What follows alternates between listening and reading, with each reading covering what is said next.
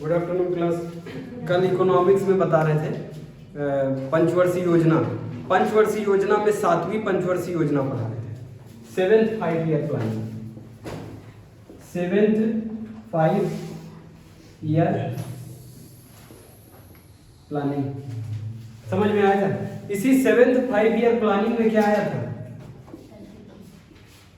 LPG. कहने का मतलब समझ रहे हो एलपीजी कैसे आया? इसका जो बैकग्राउंड है, मतलब हमारे देश में बहुत बड़ा क्या पड़ा था? अकाल पड़ा था।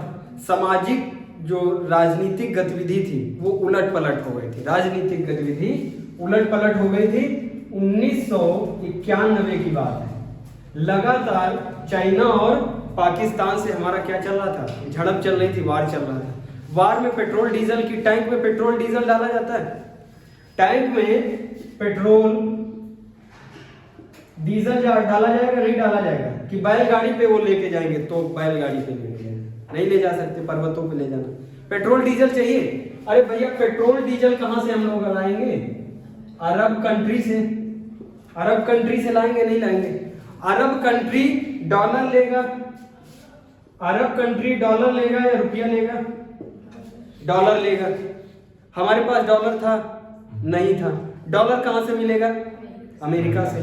अमेरिका जब जाएंगे कौन? Finance minister. फाइनेंस मिनिस्टर का क्या नाम है? मनमोहन सिंह। मनमोहन सिंह जाएंगे, कहेंगे भैया हमको डॉलर दे दो। तो कहेंगे काहे दे दे, तुम यहां रख के गए थे। इनसे कहेंगे 3 शर्तें तुम्हें माननी पड़ेंगी।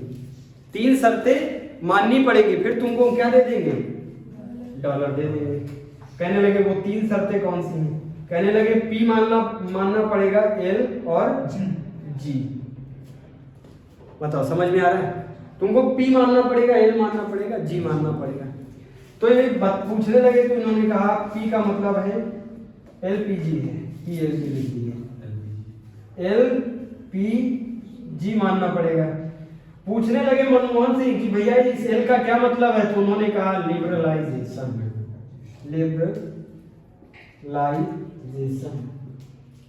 लिबरलाइजेशन समझ में आया जब इनको? तो पूछा प्राइवेटाइज, पी का मतलब क्या है? प्राइवेटाइजेशन।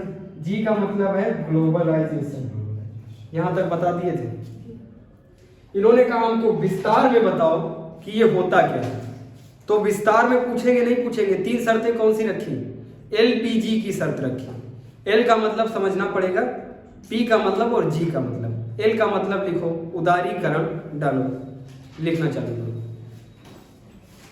देखो भैया हम ये बता रहे हैं 1991 से पहले लिबरलाइजेशन का मतलब होता है उदारीकरण। क्या मतलब होता है? अरे हिंदी में अनुवाद इसका क्या होता है?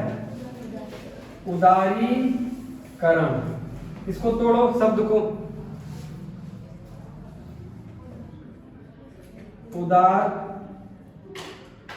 का मतलब होता है हो जाना। उदार हो जाना। उदार का मतलब क्या है? हम लोग की भाषा में क्या होता है? सीधापन। सीधापन। बताओ मूवी में कौन सीधा बनता और कौन डेंजरस? अमरीश पुरी डेंजरस होता है। 1991 से पहले, 1991 से पहले भारत कैसा था? अमरीश पुरी था नहीं था? ये कह रहे तुमको अमरीश पुरी से क्या बनना है? शक्ति कपूर बनना है। शक्ति कपूर सीधा होता है? अरे भाई जितनी भी मूवी है, ज्यादा से ज्यादा मूवी में क्या शक्ति कपूर क्या रहता है? अरे भैया वो सीधा ही बनता है। तो ये क्या कह रहे हैं? तुमको सीधा बनना है तो मनमोहन सिंह कह रहे हैं यार कोई दिक्कत नहीं, बन जाएंगे सीधे। तब उन्होंने कहा, इसका पूरा स्टेटमेंट समझाया। कहा 1991 से पहले, 1991 से पहले जो जितनी भी कंपनी है भारत में, जितनी भी कंपनी भारत में, उन सबको लाइसेंस की प्रक्रिया से गुजरना पड़ता था। उन सबको लाइसेंस की एक कड़ी प्रक्रिया होती थी। एक मार्कर फैक्ट्री है जो मार्कर बनाती है, समझ में आ रहा है? एक मार्कर फैक्ट्री है जो मार्कर बनाती है। इसका जो मालिक है वो पहले लाइसेंस लेगा किसका? मशीन लाने का लाइसेंस, मशीन लगाने का लाइसेंस, उसके बाद मार्कर बनाने का लाइसेंस, उसके बाद कितने मार्कर बनेंगे इसका लाइसेंस, और जहां ये लाइसेंस बनवाएगा वहां क्या चलेगी, घूस सिस्टम। चलेगा नहीं चलेगा? अब बताओ अगर तुमको 10 लाइसेंस लेने पड़ जाए, किसी कंपनी में 10 लाइसेंस लेने पड़ जाए, तो सोचो तुम मार्कर कब बनाओगे और कब बेचोगे? पूरी जिंदगी तो तुम्हारी लाइसेंस लेने में चली जाएगी। तो यही कह रहे हैं कि जो तुमने सरकारी प्रक्रिया रखी है अपने देश में लाइसेंस की, उसको या तो खत्म करो या तो कम करो, या तो खत्म करो या कम करो। तो इन्होंने कहा हम खत्म नहीं कर सकते, पूर्ण तरीके से खत्म नहीं कर सकते, हम कम कर देंगे। अब यहाँ पे लाइसेंस लेना पड़ेगा, लेकिन लाइसेंस किसका लेना पड़ेगा? कंपनी का लाइसेंस लेना पड़ेगा। तुमने कंपनी का लाइसेंस ले लिया, उसमें मार्कर बनाओ आराम से, कोई दिक्कत नहीं। पहले कितने लाइसेंस लेने पड़ते थे? अरे पहले लाइसेंस, बात करने का लाइसेंस, मार्कर बनाने का लाइसेंस, ये 12-13 लाइसेंस लेने पड़ते थे। जो पूंजीपति होता था वो भारत से भाग के दूसरे देश चला जाता था। अमेरिका में लाइसेंस लेने में मिनट भर लगते हैं, ज़्यादा से ज़्यादा 1 घंटा लग जाएगा। ऑनलाइन लाइसेंस बनते हैं, ऑनलाइन तुमने फॉर्म भर दिया, उधर से रेज्यूम आ जाएगा, पूरा भरने का रेज्यूम भर दिया, उसके बाद लाइसेंस अप्रूव हो जाएगा, तुम्हारी कंपनी शुरू।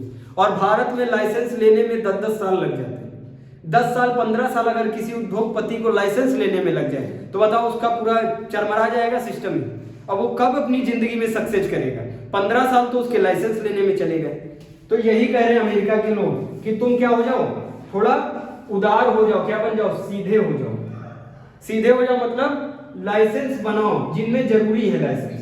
जैसे पटाखे में जरूरी है नहीं है लाइसेंस? बताओ, अरे भैया इसमें लाइसेंस नहीं होगा, घर घर पटाखा बनने लगेंगे, तुम जहां निकलोगे कोई पीछे तुम्हारे छोड़ देगा, मिर्ची पीछे दगा देगा, गड़बड़ हो जाएगा, नहीं हो जाएगा। इसीलिए पटाखा में लाइसेंस लेना पड़ेगा। न्यूक्लियर जितने भी काम होते हैं उसमें लाइसेंस लेना पड़ेगा। तो कुछ ऐसे विशेष काम हैं जिनमें लाइसेंस लेना पड़ेगा, और सब में लाइसेंस की प्रक्रिया क्या कर दी जाएगी, रद्द। क्या कर दी जाएगी? जो छोटे उद्योग हैं, अरे हम एक छोटी दुकान मान लो खोल रहे हैं, 1 लाख 2 लाख रुपए का यार बिजनेस कर रहे हैं, अब उसमें हम 10 ठन लाइसेंस लें, दौड़ के सरकारी लाइसेंस लेने जाए, बताओ 1-2 लाख रुपए हमारे पास लाइसेंस लेने में लग जाएगा, 3 लाख रुपए। अब पता चला लाइसेंस बना तो पैसा खत्म, और फिर लाइसेंस रिन्यू कराओ, हर साल रिन्यू कराओ, 6 महीने पे रिन्यू कराओ, उसका भी पैसा दो। तो ये सब प्रक्रिया खत्म करनी पड़ेगी। तो मनमोहन सिंह बताओ मानेंगे नहीं मानेंगे? ये मान जाएंगे, कहेंगे ठीक है, हम फोन करके कह दे रहे हैं कि आज से लाइसेंस प्रक्रिया खत्म। तो बताओ ये अमरीश पुरी से शक्ति कपूर बने नहीं बने? पहले जब तक लाइसेंस प्रक्रिया कड़ी प्रक्रिया थी तो क्या थे अमरीश पुरी, और जब लाइसेंस प्रक्रिया खत्म कर दी तो क्या बन गए, शक्ति कपूर। समझ में आया? अब तुमको समझ में आएगा उदारीकरण किसको कहते हैं। भैया उदारीकरण किसको कहते हैं? उदार हो जाना, सीधे हो जाना, उदार हो जाना, सीधे हो जाना। बचपन में जब हम लोग बचपन में मतलब 8 साल के 10 साल के थे तो पिताजी अमरीश पुरी होते थे नहीं होते थे? अरे किसके पिताजी जो अमरीश पुरी नहीं थे? सबके पिताजी होते थे। और मम्मी भी खतरनाक होती थी, वो भी टिपिया देती थी, मारती थी नहीं, कहीं भी जाओगे तुमको वहीं से घसीट के लाएंगे पकड़ के। अब बताओ हम जब बड़े हो जाते हो 25 साल 30 साल, तब कहीं पे घूम रहे मम्मी जाएंगे तुमको घसीट के पकड़ने जाएंगे? नहीं जाएंगे। तो मम्मी क्या हो गई? उदार हो गई नहीं हो गई? पिताजी क्या हो जाते हैं? उदार हो जाते हैं। बचपन में तुमसे पिताजी कहेंगे घर से पैर निकला तो पैर काट देंगे तुम्हारा, कहते नहीं कहते? और घर के अंदर बंद रहते हैं। जब धीरे धीरे बड़े हुए तो बगावत कर दी, हम भी बाहर निकलेंगे। तो पिताजी कहते ठीक है यार, बड़ा हो गया कहीं गड़बड़ हो जाएगा, तो कहते हैं ठीक घर से बाहर निकलो, लेकिन क्या समय पे आ जाओ, टाइम पे आ जाओ। थोड़े अमरीश पुरी से घटे नहीं घटे। और फिर जब और ज्यादा बड़े हो गया, शादी वादी सब हो गई, तो उसके बाद कोई मतलब नहीं, पिताजी बैठे हैं, अब बच्चा आ रहा है कि जा रहा है कोई मतलब नहीं, तो पूरे उदार हो गए नहीं हो गए? समझ में आ रहा है? इसी को कहते हैं उदारवादी। उदारवादी आया समझ में? तो इसमें क्या है? उदारीकरण है, अप्लाई करना है। ये जो उदारवादी नेचर है ये राष्ट्र पे अप्लाई करना है, तो इसको क्या कहेंगे? उदारीकरण। बताओ यहाँ तक कोई दिक्कत? उदारीकरण आया समझ में? लाइसेंस प्रक्रिया भारत की बहुत जटिल थी। 1991 से पहले लाइसेंस प्रक्रिया भारत की, लिखते जाओ, लाइसेंस प्रक्रिया बहुत जटिल थी। इस जटिल प्रक्रिया को इस उदारीकरण के माध्यम से सरल कर दिया गया। उदारीकरण के माध्यम से लाइसेंस प्रक्रिया को सरल कर दिया गया। पहले उद्योगपतियों पे बड़ा कर लगाया जाता था, टैक्स, बहुत बड़ा टैक्स लग जाता था। मान लो तुम मार्कर कंपनी खोले हो, अगर प्राइवेट है तो तुमको 50%, अरे मान लो ना 50%, 20% टैक्स देना पड़ेगा। बताओ अगर 20% कोई टैक्स देगा तो बचाएगा क्या? उसको ले जाना, और भैया बहुत खर्चा होता है। ये मार्कर ऐसे वो मालिक लेके आएगा, एक मार्कर तुम्हें दे दे, ये टैक्सी टेम्पो डाला है, सब बहुत इसमें खर्चा बहुत आता है। और 20% किसको जा रहा है? गवर्नमेंट को। तो बताओ कोई उद्योगपति मार्कर बनाएगा? नहीं बनाएगा। और वो जो इनसे करवा रहा है, ये काम करवा रहा है, जो शर्त मंजूर करवा रहा है, वो भी अपना दिमाग लगा रहा है, वो अपना दिमाग लगा रहा है। सोच रहा है जब ज्यादा मार्कर बनेंगे, जब ज्यादा मार्कर भारत में बनेंगे और भारत में यूज उतना होगा नहीं, तो विदेश में बेचेंगे नहीं बेचेंगे, अब विदेश में हमको भी मार्कर मिलेगा। अरे भैया ये फंडा होता है इकोनॉमिक्स का। डिमांड ज्यादा है, सप्लाई कम है। डिमांड ज्यादा है, सप्लाई कम है, तो रेट बढ़ जाएंगे। बढ़ जाएंगे नहीं बढ़ जाएंगे? डिमांड कम है, सप्लाई ज्यादा है, तो रेट घट जाएंगे। अब बताओ जब खूब मार्कर बनेंगे तो देखो डिमांड तो एक, अरे मार्कर की हम करें थोड़ा फ्लक्चुएट होगी डिमांड बस, और मार्कर तो दिन रात बनने शुरू हो गए भाई। टैक्स वैक्स बहुत कम, 20% से टैक्स कर दिया गया 5%। अब बताओ सारे उद्योगपति आएंगे नहीं आएंगे बिजनेस करने? तो खूब कस के कॉपी किताब मार्कर सब बन रहे हैं, और ये इतने बन गए कि भारत में खपत नहीं हो पा रही। डिमांड है इस लेवल पे, इस लेवल पे डिमांड है, सप्लाई है इस लेवल पे, तो बताओ ये गिर जाएंगे? रेट नहीं गिर जाएंगे, रेट गिर जाएगा। यही मार्कर बिकने लगेगा 10 रुपया 5 रुपया, बिकने लगेगा? नहीं बिकने लगेगा। जब बहुत डिमांड बढ़ जाएगी, जब बहुत डिमांड बढ़ जाएगी और सप्लाई कम होगी तो रेट बढ़ जाएगा। लेकिन यहाँ पे सप्लाई अब ज्यादा होने लगी।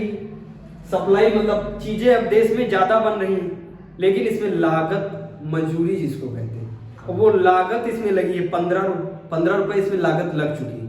अब बताओ ये 5 रुपए का बिक सकता है?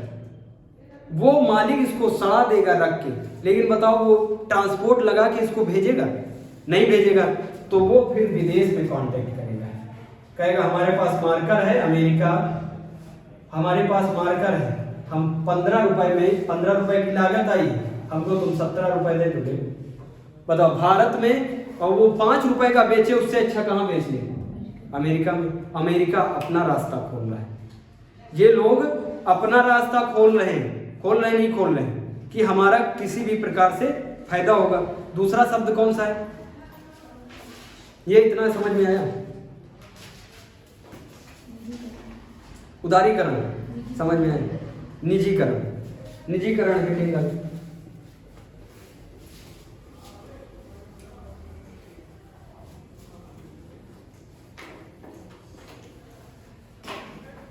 ये जो 7th 5 ईयर प्लानिंग है, इसमें एलपीजी नहीं आया। फिर हम दोहरा रहे हैं, इसमें एलपीजी नहीं आया है।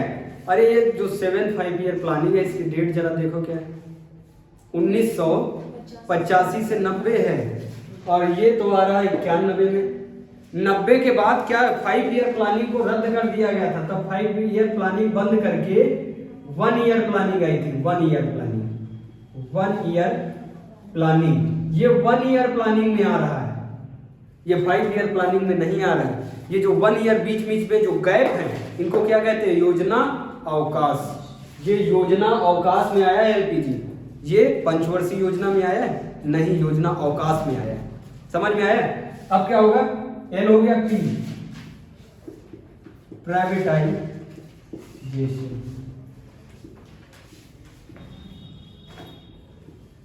निजीकरण। समझ में आ रहा है? अरे भैया जब देश आजाद हुआ, तो देश में बहुत ज्यादा पैसा था, बहुत कम लोगों के पास ही पैसा था। वो सोचते थे कि भैया कब फिर से देश गुलाम हो जाए पता नहीं, इसलिए पैसा बचा के रखो, पैसा बचा के रखो। और ये जो जिसके पास पैसा है, ये सब कौन है? अमीर है ना। जब देश आजाद हुआ तो सबसे कहा गया तुम मार्कर बनाओ, तुम डस्टर बनाओ, तुम बोर्ड बनाओ, तुम फोन बनाओ, तुम, ये सब कहा गया। लेकिन सब ने कहा हम भैया कुछ नहीं बनाएंगे। अब जब बताओ देश में कुछ बनेगा नहीं तो तुम यूज क्या करोगे? यूज कर पाओगे? नहीं कर पाओगे। तो सरकार ने एजेंडा उठाया, सरकार ने कहा कोई कुछ बनाए या ना बनाए, हम सब कुछ बनाएंगे, हम अपना चैनल भी बनाएंगे, यूट्यूब चैनल और सब बनाएंगे। कौन कह रहा है? सरकार कह रही है। भैया जब कोई कुछ नहीं बना रहा तो मजबूरी है नहीं? अरे फिर देश में सब यूज क्या करेंगे? मान लो कोई चश्मा नहीं बना रहा है, कोई जीन्स नहीं बना रहा, टी शर्ट नहीं बना रहा, वो सब क्या सोचते हैं कि हम मान लो पैसा फंसा दिए और अभी तो सही से पता भी नहीं आज़ाद हुआ है कि नहीं हुआ, लोगों को डर रहता नहीं रहता, तो कहते हैं हम पैसा बचा के रखेंगे, हम कपड़े उपड़े कुछ नहीं बनाएंगे, जिसकी मर्जी वो बनाए।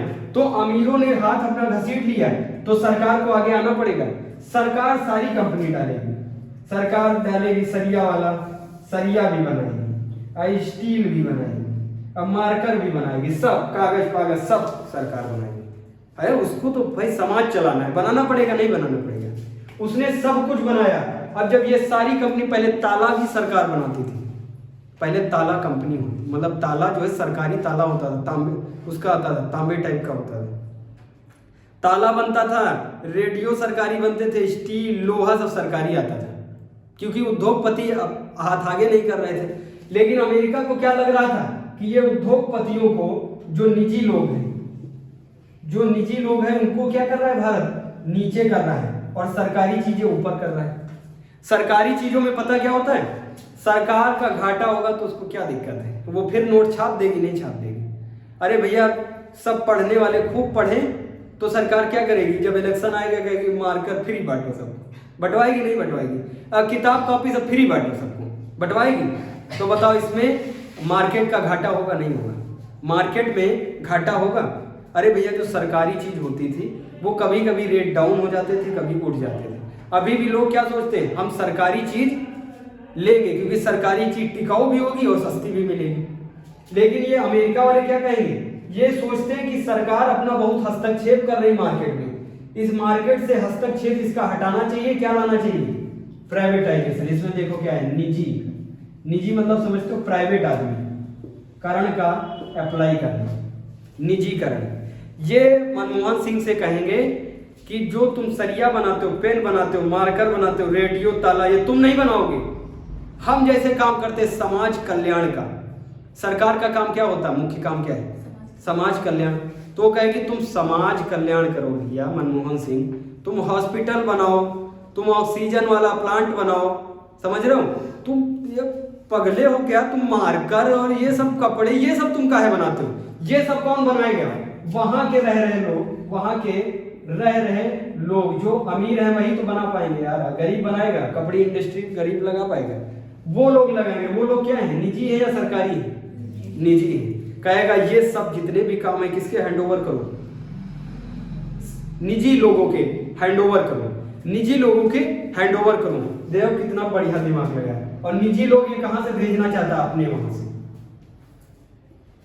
अपने वहां से भेजना चाहता है ताकि वहां जाके लोग पैसा कमाएं। क्योंकि भारत की जनसंख्या बहुत है, भारत की जनसंख्या अमेरिका सब मिला दोगे, ऑस्ट्रेलिया सब मिला दोगे तब भी कम पड़ जाती है। भारत को बराबरी भारत की नहीं कर पाएंगे जनसंख्या में। अगर सारे भारत वाले उधर कूद जाएं, सब कूद जाएं तो वो लोग धस जाएंगे। मैं जनसंख्या देख रहा हूँ कैसे कितनी स्पीड में बढ़ती भारत की। एक के घर में 10, एक के घर में 20 और किसी के घर में तो 24 लोग हैं। तो पता नहीं क्या खाते हैं वो लोग। समझ में आ रहा है? निजीकरण।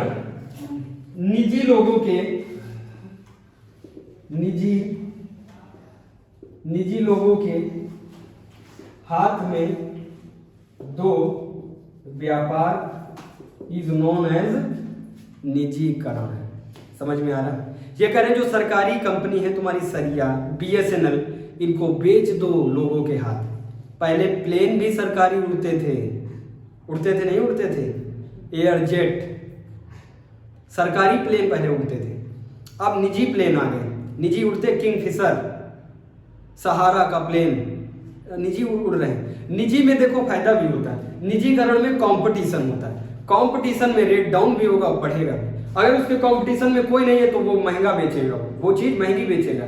भाई गांव में तुम्हारे एक ही दुकान है, तुम चाहे वो जो आता गुटखा आता, गुटखा चाहे 5 रुपए का बेचो, अब 5 रुपए का तुम वो सोचेगा 5 रुपए का खरीद ले, ठीक है, नहीं तो पेट्रोल लगाएंगे 10 रुपए का और तब हम 2 रुपए का गुटखा लाएंगे। तो इसलिए अगर कंपटीशन में 10 दुकान है तो गुटखा क्या हो जाएगा, सस्ता हो जाएगा। निजीकरण में फायदा भी है और क्या है, घाटा भी है। अगर कंपटीशन में है तो समाज का जो हम लोग हैं उनका फायदा हो जाएगा, और अगर कंपटीशन में कम लोग हैं तो होगा घाटा।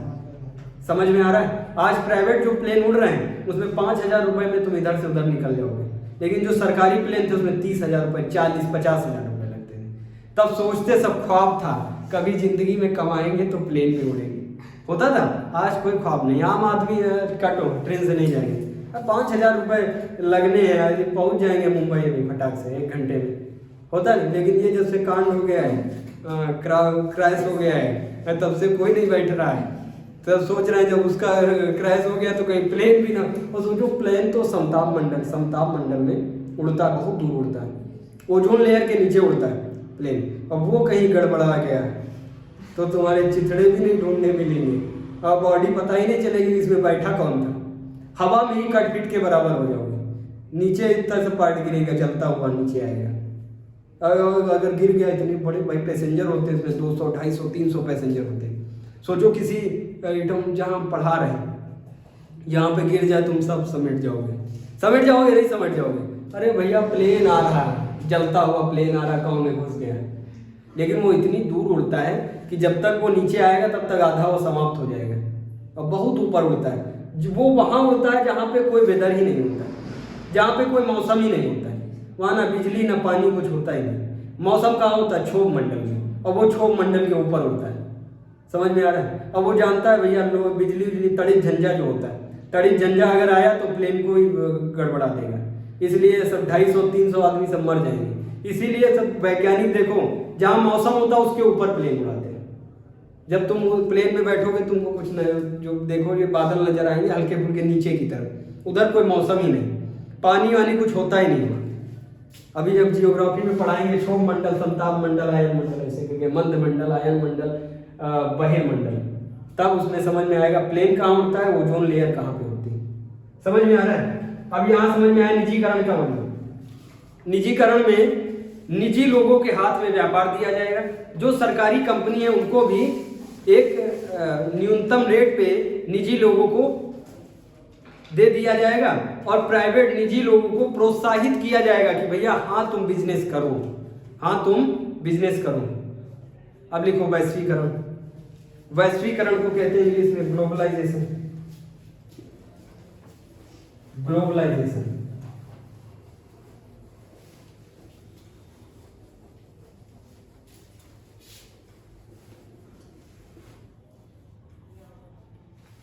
इंग्लिश में क्या कहेंगे इसको, ग्लोबलाइजेशन।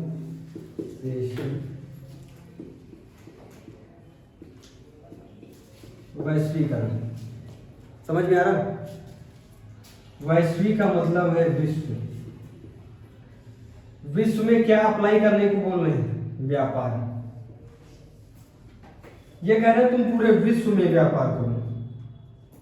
ये किससे कह रहे हैं, तुम मतलब मनमोहन सिंह से कह रहे हैं। तुम मतलब क्या होगा, पूरा भारत। भारत होगा नहीं, अरे वो भारत के वो बन के गए हैं तो पूरा भारत होगा। ये कह रहे हैं तुम पूरे विश्व में व्यापार करो।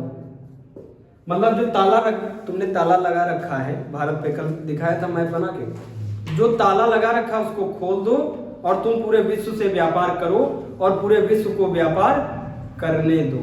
समझ में आया। वैश्वीकरण समझ में आया। लिखो अर्थव्यवस्था। अर्थव्यवस्था का विश्व अर्थव्यवस्था से, किसी देश की अर्थव्यवस्था का विश्व अर्थव्यवस्था से एकीकरण को वैश्वीकरण कहते हैं। समझ में आया, क्लियर है। किसी देश की अर्थव्यवस्था का पूरी विश्व की अर्थव्यवस्था से एकीकरण को, विश्व की अर्थव्यवस्था से एकीकरण को वैश्वीकरण कहते हैं, ग्लोबलाइजेशन कहते हैं। समझ में आ रहा है। 1948 में अब जब व्यापार करोगे, सोचो तुम व्यापार करो तो व्यापार में भी तो रूल रेगुलेशन होने चाहिए। मान लो तुम अमेरिका व्यापार करने गए और कोई तुम्हारा व्यापार करने गए, कोई जो लेके गया पैसा छिना के भाग गया, छीन छान के भाग गया, 2-3 लाख मार के, तो बताओ व्यापार में भी, मान लो तुम व्यापार कर रहे हो, अमेरिका में अंबानी जी जियो लगाए और ऐसा हो कि अमेरिका वाले उनके टावर ही तोड़ डाले, तो इसमें भी नियम होने चाहिए, नहीं होने चाहिए। इन नियमों को बनाने के लिए सबसे पहले 1948 में गैट आया था। गैट का फुल फॉर्म लिखो, general agreement on tariff and trade. General agreement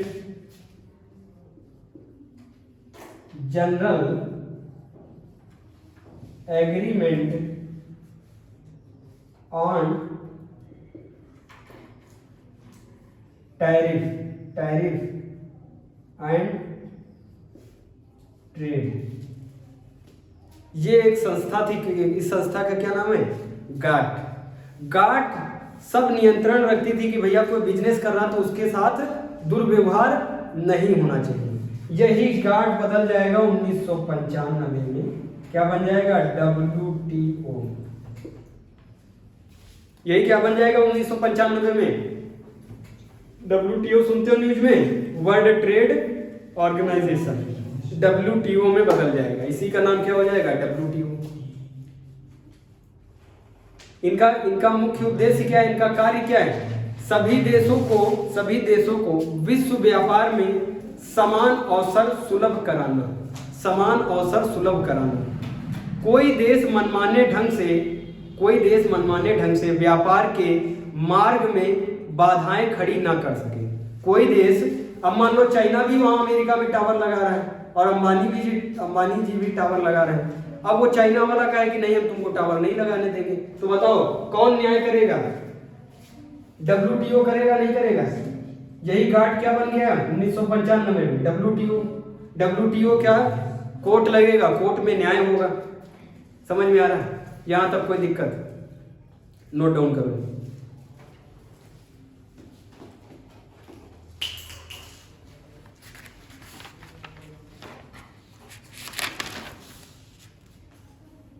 बहुत समय ये नोट डाउन किया पूरा? 8वीं पंचवर्षीय योजना डाउन, 8वीं पंचवर्षीय योजना, 8th 5-year planning.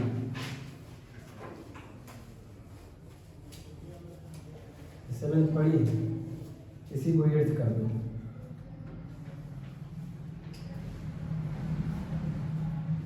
Eighth 5-year planning.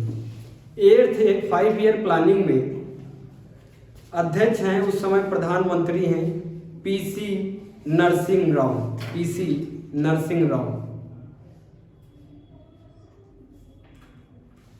कौन है अध्यक्ष? अध्यक्ष प्रधानमंत्री बनता था उस समय। प्रधानमंत्री कौन है? PC नरसिंह राव। इसकी डेट डालो 1992 से 1997। हमने कहा 2 साल का आया था, 91-92, वो 91-92 का अवकाश था। अब अवकाश के बाद क्या है? 8th 5-year planning. तो 1992 से क्या होगा? 1997 डेट होगी। इसमें अध्यक्ष कौन है? PC नरसिंह राव। फोकस किस पे? प्राथमिकता दी जाएगी सेवा क्षेत्र को। सेवा क्षेत्र को क्या दी जाएगी? प्राथमिकता। सबसे ज्यादा सेवा क्षेत्र को। सेवा क्षेत्र समझते हो? अरे कृषि क्षेत्र, इंडस्ट्रियल सेक्टर और सेवा क्षेत्र। कृषि क्षेत्र को क्या कहते हैं? प्राथमिक क्षेत्र। इंडस्ट्रियल को क्या कहते हैं? द्वितीय क्षेत्र। और जो बैंक है, अरे सेवा वो होता है जो सेवा तुमको प्रदान कर रहा, तुमको कोई एसेट नहीं मिल रहा, कोई संपत्ति उससे नहीं मिल रही, लेकिन तुमको सेवा मिल रही। हम तुमको पढ़ा रहे हैं, कुछ तुमको दे रहे हैं, मार्कर डस्टर दे रहे हैं, घर ले लो। कोई संपत्ति तुमको मिल रही है लेकिन तुमको ज्ञान मिल रहा। बताओ ये पढ़ाई किस में आएगा? सेवा क्षेत्र में। सेवा क्षेत्र में आएगा। बैंक में जाओगे, बैंक वाले से तुम पूछोगे हाँ भैया कितना है पैसा, ये वो जो फलाना ढिमाका पूछोगे, तो ये क्या होगा? सेवा क्षेत्र। ATM में जाओगे, तुम अपना पैसा निकाल रहे हो भाई, वो उसका पैसा थोड़ी ना है, वो तो तुमको सेवा दे रहा है। ठीक है, तो किस में आएगा? सेवा क्षेत्र में। स्कूल सेवा क्षेत्र। अब तुमसे कहा जाए कपड़े की इंडस्ट्री है, वो किस में आएगा? कपड़े की इंडस्ट्री वो द्वितीय क्षेत्र में आएगा, उद्योग क्षेत्र में आएगा। कृषि का जितना भी कृषि मतलब भगवान दे जो भगवान बना रहा है तुम उसी रूप में ले लो, उसको क्या कहते हैं, प्राथमिक क्षेत्र। उसमें तुम थोड़ी फेरबदल मशीनरी लगा के थोड़ा फेरबदल किया तो उसको क्या कहोगे, द्वितीयक क्षेत्र। प्राथमिक क्षेत्र जैसा भगवान देता है वैसा ही तुमने ले लिया तो प्राथमिक क्षेत्र। तुमने गेहूं लगाया, गेहूं को तुम घर लेके चले आए, भगवान ने तुमको गेहूं दिया, सनलाइट बारिश वारिश सब भगवान का कार्यक्रम। उस गेहूं को तुमने काटा और उसको घर लेके चले आए तो वो गेहूं किसमें होगा, प्राथमिक क्षेत्र में। यही गेहूं तुम चक्की में ले जाओगे, आटा बनवाओगे तो बताओ चक्की क्या है, मशीन है, नहीं है। अब चक्की का काम उसमें हुआ तो ये आटा किसमें आएगा, द्वितीयक क्षेत्र में। यही आटा जो है बना ब्रेड, इसी आटा का ब्रेड बनाया गया, और ब्रेड ले जाने वाला जो ले जा रहा है साइकिल से, मोटरसाइकिल से, तो वो किस में आएगा, सेवा क्षेत्र में। क्योंकि द्वितीय क्षेत्र तो हो चुका भाई, वो तो बन चुका, आटा बन चुका, उसमें मशीनरी लगी, उसका ब्रेड बन गया। अब ब्रेड जो लेके जा रहा है, जो सेवा दे रहा है, तुम्हारे घर तक पहुंचा रहा है, वो क्या होगा, सेवा हुई नहीं हुई, तो वो आएगा सेवा क्षेत्र। दोनों तीनों क्षेत्र क्लियर हुए। 8th 5 ईयर प्लानिंग में प्राथमिकता किस पे दी जाएगी, सेवा क्षेत्र पे सबसे ज्यादा प्राथमिकता दी जाएगी, ठीक है। और दूसरी प्राथमिकता मानव संसाधन पे। मानव संसाधन से कंफ्यूज ना होना, संसाधन को इंग्लिश में कहते हैं रिसोर्सेस। जो तुम्हारे उपयोग के लिए है, वो तुम्हारे लिए संसाधन है, लेकिन जरूरी नहीं है वो मेरे लिए संसाधन है। समझ में आ रहा है। जिस ऑटो टैक्सी टेम्पो से तुम आए हो, कोचिंग तक आए हो, तो वो तुम्हारे लिए संसाधन है, लेकिन हम उस ऑटो में बैठने जा रहे हैं क्या, वो हमारे लिए संसाधन नहीं है। हमारे लिए मेरा संसाधन अभी क्या है, मार्कर है, बोर्ड है, कैमरा, ये सब हमारा संसाधन है। क्लियर हुआ। संसाधन ये किस पे फोकस कर रहे हैं, मानव संसाधन पे। मानव भी तो संसाधन है। हम तुमको पढ़ा रहे तो तुम्हारे लिए संसाधन हुई नहीं हुई, हमसे तुम्हारा कोई वास्ता ना होता, कोचिंग से पहले तुम लोग नहीं जानते थे, हम तुम्हारे लिए संसाधन थे नहीं थे। लेकिन भारत में जितने भी लोग, भारत के क्षेत्र में जितने भी लोग काम कर रहे हैं, वो भारत के लिए संसाधन है नहीं है, बताओ। जितने लोग हो, कुछ भी करते हो, वो सब भारत की जीडीपी में जुड़ता है। इसीलिए अगर बड़े हो गए, 17 साल के, 14 साल के ऊपर हो, है ना, पढ़ाई नहीं चल रही है, तो कुछ ना कुछ जिंदगी में करो, क्योंकि जो कुछ ना कुछ तुम करोगे वो देश की जीडीपी कमाई में जुड़ेगा। कुछ नहीं करोगे तो जीडीपी घटेगी। समझ में आ रहा। कोरोना काल में कोई कुछ नहीं कर रहा था तो जीडीपी घटी नहीं घटी।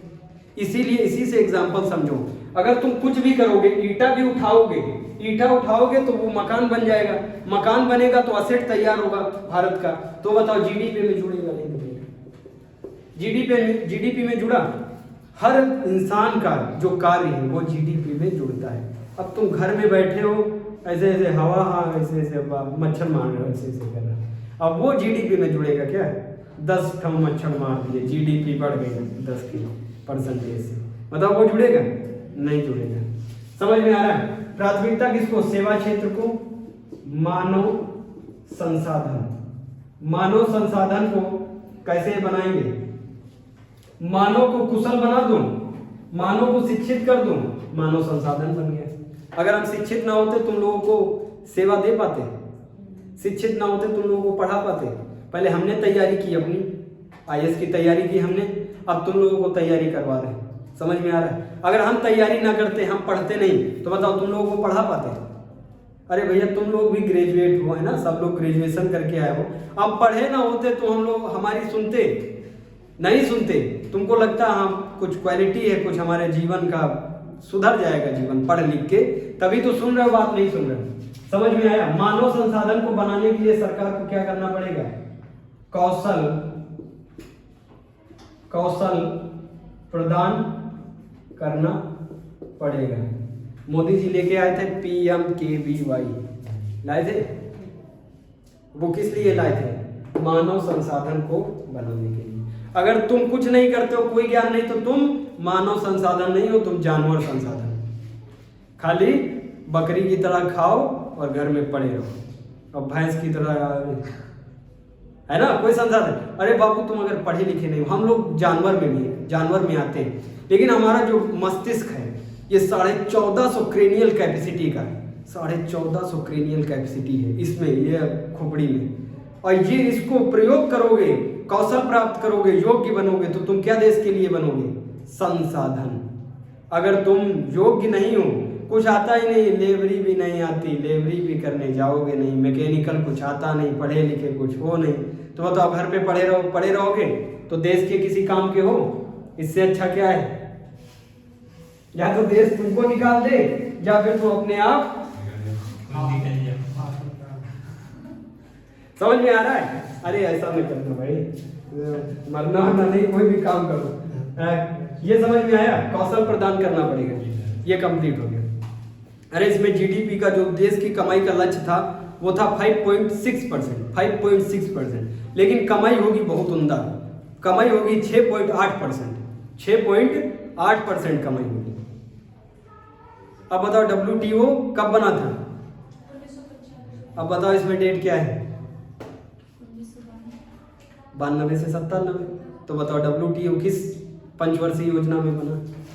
8th पंचवर्षीय योजना में। तो ये हुई इंपॉर्टेंट नहीं हुई? ये इंपॉर्टेंट पूछ लेगा, WTO किस पंचवर्षीय योजना में स्थापना हुई? 8th 5-year प्लानिंग हुई, 9th 5-year प्लानिंग नहीं। जल्दी 5-year प्लानिंग निपटा दे तो फिर वो स्टार्ट करे नेशनल इनकम, राष्ट्रीय आय, उसमें जीडीपी, जीएनपी, पीपीपी फैक्टर, ये सब बहुत उम्दा है वो टॉपिक। समझ में आ रहा है? 9th करो, 9th बात क्यों कर रहे हो भाई? जल्दी लिखते जाओ। 9th 5-year प्लानिंग, उद्देश्य लिखो। अटल बिहारी वाजपेयी जी हैं भाई इस टाइम। अटल बिहारी वाजपेयी जी क्या हैं? प्रधानमंत्री, योग्य, कवि, महान आदमी है, योग्य हैं बहुत, ठीक है। ये सबसे ज्यादा फोकस करेंगे पूर्ण पैमाने पे रोजगार पे फोकस करेंगे, पूर्ण पैमाने पे रोजगार पे फोकस करेंगे। और सबसे अच्छी बात है जो ये करने जा रहे हैं भैया, महिला सशक्तिकरण पे फोकस करेंगे, वुमेन एम्पावरमेंट। प्राथमिकता देखो, इनका अंदाज ही देखो अलग है, नहीं है। सबसे पहले प्राथमिकता रोजगार, वो भी कैसा? पूर्ण रोजगार, कि कोई सत्तारी ना बैठे, सबको दो रोजगार। और दूसरा पॉइंट क्या है? महिला सशक्तिकरण, वुमेन एम्पावरमेंट, वुमेन एम्पावरमेंट, इस पे फोकस करेंगे, ठीक है। निजी निवेश को प्रोत्साहित करेंगे। प्राइवेटाइजेशन को लाया कौन? मनमोहन सिंह। और ये बहुत गड़बड़ हो गया था, सुनो तो तुमको बताया नहीं, सुनो जल्दी। अरे जब ये मनमोहन सिंह एलपीजी अपना लिए, उसके बाद अमेरिका वाले आए यहाँ पे, अमेरिका वाले आए तो मनमोहन सिंह ने कहा भाई जहां मर्जी, अब तो ग्लोबलाइजेशन हो गया ना, वैश्वीकरण, कोई भी आ सकता पूरी दुनिया से तुम्हारे वहां बिजनेस करने। अमेरिका वाले आए सबसे पहले कोट पैंट पहन के, अब ब्रेड की फैक्ट्री लगानी थी। उन्होंने देखा कहाँ लगाए भाई, और कहीं रोड ही नहीं है, रोड नहीं है, बताओ डाला निकल पाएगा? सब जगह सब चहला भरा हुआ है। कहने लगे हम भैया नहीं लगाएंगे इंडस्ट्री, भाग गए कहाँ? अमेरिका। अटल जी को ये बात बहुत खली। अटल जी ने कहा कोई बात नहीं, जिस दिन हम प्रधानमंत्री बनेंगे उस दिन ये जो भाग के गया है बेइज्जती करके, कौन? अमेरिका वाला, इसको फिर से बुलाएंगे, कहेंगे देखो तुम्हारे अमेरिका से अच्छी रोड हम बनवा के दिए। अब देखो कितना, अरे रोड से रोड को मिलाना, रोड से रोड को मिलाने वाला काम करके गए जो प्रधानमंत्री, सबसे बड़ा काम, वो कौन है? अटल बिहारी वाजपेयी। अभी तुम कहीं भी जाते हो फटफटिया लेके, सब जगह रोड है। अरे तुम इस साइड में देखो, सब जगह तुमको रोड मिलेगी, गांव गांव में रोड की कनेक्टिविटी बना देंगे और इसको बुलाएंगे, कहेंगे आओ यहाँ, ये भारत में इसको बुलाएंगे, कहेंगे अब तुम अपनी फटफटिया स्टार्ट करो और चलना शुरू करो, बताओ कहाँ पे हमारे वहाँ रोड नहीं। ये चलता चला जाएगा, गांव गांव में इसको रोड मिलेगी, तब ये खुश होके क्या लगाएगा? फैक्ट्री। और फैक्ट्री जब ये लगाएंगे तो इनको क्या देना पड़ेगा? डॉलर। तो बताओ अपने देश में बढ़ेगा डॉलर, नहीं बढ़ेगा? ये सिस्टम किसने बनाया? अटल बिहारी वाजपेयी ने। समझ में आया? ये क्या लेके आए? रोजगार, पूर्ण रोजगार लेके आए, महिला सशक्तिकरण और निजी निवेश को प्रोत्साहित कैसे करें? भाई निजी निवेश या तो तुम्हारे देश वाले लगाएं या तो खुद भारत वाले लगाएं फैक्ट्री, या तो खुद भारत वाले लगाएं फैक्ट्री। अगर सरकार फैक्ट्री लगाएगी तो वो निजी उद्योग नहीं होगा, वो सरकारी उद्योग होगा। और सरकार को क्या वहां से हिंट मिला है कि तुम लोक कल्याण का काम करोगे, फैक्ट्री वैक्ट्री से मामला खत्म करो। अब बताओ, निजीकरण इनको लाना है, और तो इसमें भैया जब रोड नहीं होगी, तुम बताओ रोड नहीं होगी तो कोई कोचिंग सेंटर भी खोलेगा क्या? अगर कोचिंग हम जहाँ पे खोले यहाँ पे रोड ही ना हो, तुमको आने को सब भरा हुआ हो, तुम आ ही ना पाओ, बताओ यहाँ पे कोचिंग में एडमिशन लेगा एडमिशन? नहीं लेगा। रोड बताओ, आधारभूत संरचना है नहीं? आधारभूत संरचना समझते हो? वो आधार है भैया, आधार अगर बेस कहते हैं, अगर यहाँ से हमारे तल से टाइल्स पर सब हटा दो तो हम गिर जाएंगे? नहीं गिर जाएंगे। इसी को आधारभूत संरचना कहते हैं। तो बताओ, रोड रेलवे बंदरगाह आधारभूत संरचना है। आधारभूत संरचना पे कौन फोकस करेगा? अटल जी फोकस करेंगे। भैया रोड रेलवे बंदरगाह ट्रांसपोर्ट नहीं होगा तो कोई विदेशी तुम्हारे वहां क्यों निवेश करेगा? क्यों वो डॉलर अपने लगा के, अरे 4 दिन वो ब्रेड फैक्ट्री लगा के रखा है, 4 दिन उसके ब्रेड बिके नहीं, मतलब वो सब भरा हुआ है, उसको जाने की जगह नहीं, तो 4 दिन में ब्रेड खराब हो जाएंगे? नहीं खराब हो जाएंगे। तो फैक्ट्री लगाएगा? नहीं लगाएगा।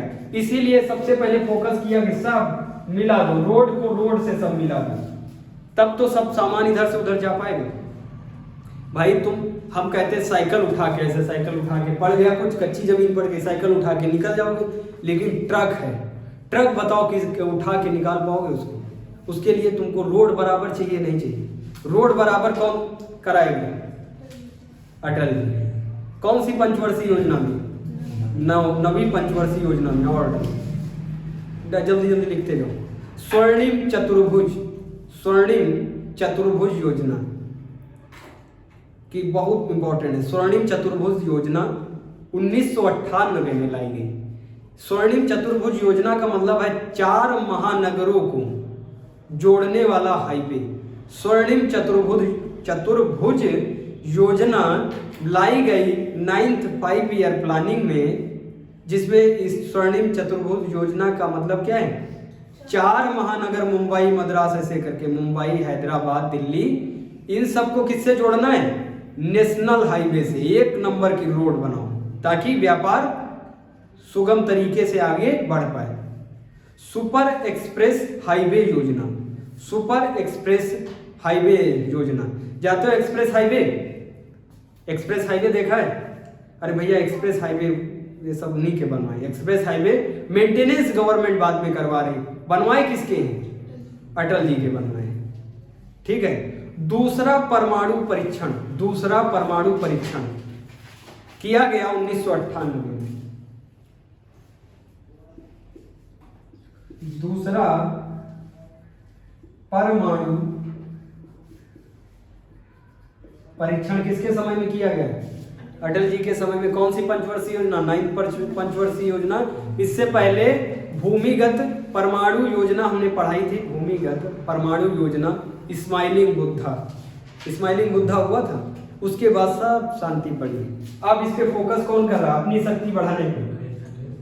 समझ में आ रहा है? अब तुमको अच्छा लग रहा है कि भाई देखो रोड भी बन रही, परमाणु, अब हम लोग थोड़ा शक्तिशाली भी हो रहे हैं, निजीकरण भी आ रहा है, डॉलर भी आ रहे हैं, सब मजा आ रहा नहीं आ रहा? इस समय बढ़िया जीडीपी रहेगी देश की, अच्छी जीडीपी रहेगी। 5.5 का अनुमान लगाएंगे, जाएगी 7.2। समझ में आ रहा है? बढ़िया कमाई देश की रही। किस पंचवर्षीय योजना में? 9th पंचवर्षीय योजना में। समझ में आ रहा है? लेकिन बढ़िया इंसान को लोग ज्यादा पसंद नहीं करते, है ना? बढ़िया इंसान को लोग नहीं पसंद करेंगे तो इनकी सरकार ही ढह जाएगी, और रात ही रात सब नेता बिक जाएंगे। या सुबह उठेंगे, अटल जी जाएंगे संसद का है, पता चला हम प्रधानमंत्री ही नहीं है और प्रधानमंत्री दूसरा बैठा है वहां पे। समझ में आ रहा है? अरे भैया जब सब सांसद बिक जाएं तो सांसदों से क्या बनता है? प्रधानमंत्री। और सांसद बिक गए, दूसरी पार्टी में चले गए तो क्या हो जाएगा? वो प्रधानमंत्री की सीट गिर जाएगी।